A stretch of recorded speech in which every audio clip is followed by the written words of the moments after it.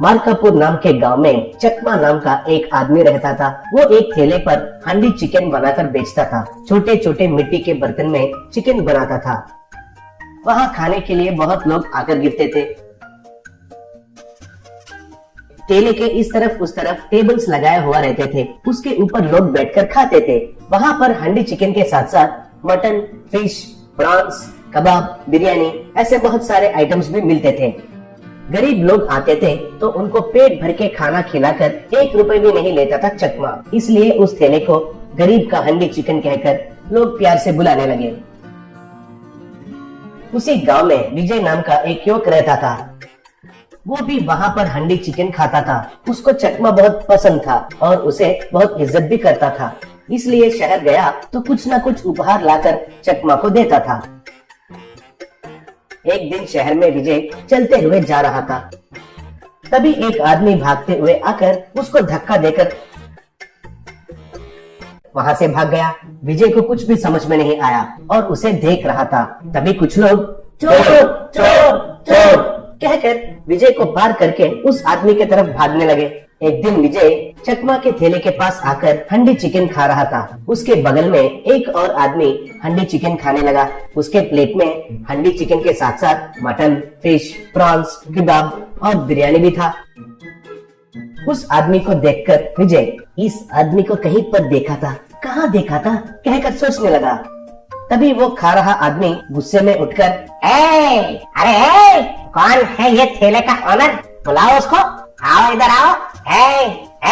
मैं उसे नहीं छोड़ूंगा कहकर चिल्लाने लगा। उसको चिल्लाने से दूसरे लोग जो खा रहे थे वो चौंक कर देखने लगे।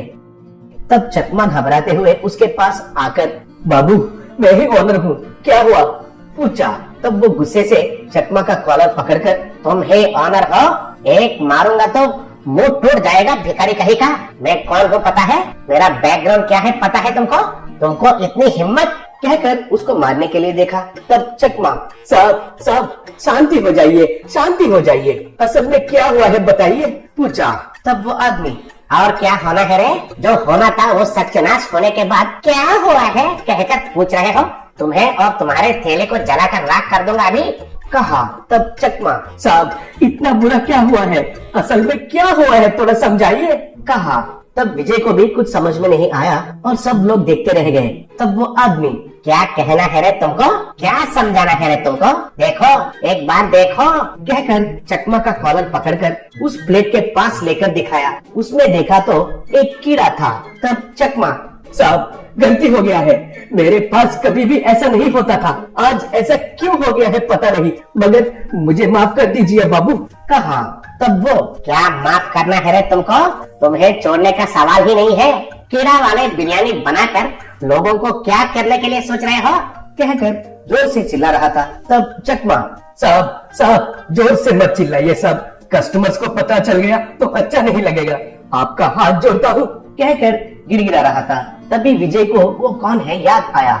उस दिन उसको धक्का देकर भागा हुआ चोर है कहकर उसे पता चला। तब विजय ओहो ये है चोर कहीं का, बिरयानी में कीड़ा डालकर नाटक कर रहा है, रुको इसको सबक सिखाता हूँ सोचकर धीरे से उठकर उसके पास जाकर खड़ा हुआ। तब वो तुम्हें नहीं छोड़ूंगा, ऐसा गंदा खाना तुम लोगों को खिलाओगे, अभी जाकर फूड इंस्पेक्टर को कंप्लेंट करूंगा कह रहा था। तब चकमा बाबू उतना करके मेरा पेट पर लात मत मारिए, आपको क्या चाहिए बताइए पूछा। तब वो अगर मुझे 10,000 रुपए दिया तो यहाँ से चले जाऊंगा, नहीं तो तुम्हारे अंत देखूंगा कहा। तब विजय ने उसका कॉलर पकड़कर क्या रे तुमको 10,000 रुपए चाहिए, 10,000 कहकर एक मारा। तब वो मुझे क्यों मार रहे हो पूछा। तब विजय ने उसका प्लेट को पास खींचकर मैंने क्यों मारा, क्या रे उस प्लेट में इतना बड़ा मुर्गी मर गई है वो तुम्हें दिखाई नहीं दिया, मछली मर गई है वो दिखाई नहीं दिया, प्रॉन्स मर गए हैं वो तुम्हें दिखाई नहीं दिया, कल मुर्गी का बनने वाले कितने सारे अंडे हैं वो भी तुम्हें दिखाई नहीं दिया, मगर इतना छोटा कीड़ा मरा हुआ सिर्फ दिखाई दिया है ना तुमको कहकर और 4 मारा। तब वो कीड़ा कौन खाता है रे कहा। तब विजय खाना पड़ेगा रे, वो सब खाते हो तो ये क्यों नहीं खाओगे?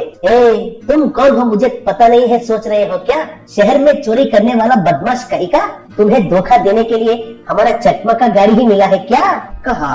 तब वो अरे बाप रे, आपको मेरे बारे में पता चल गया है। आपका हाथ जोड़ता हूँ, मुझे छोड़ दीजिए। उस कीड़ा को मैंने ही डाला है, कहा।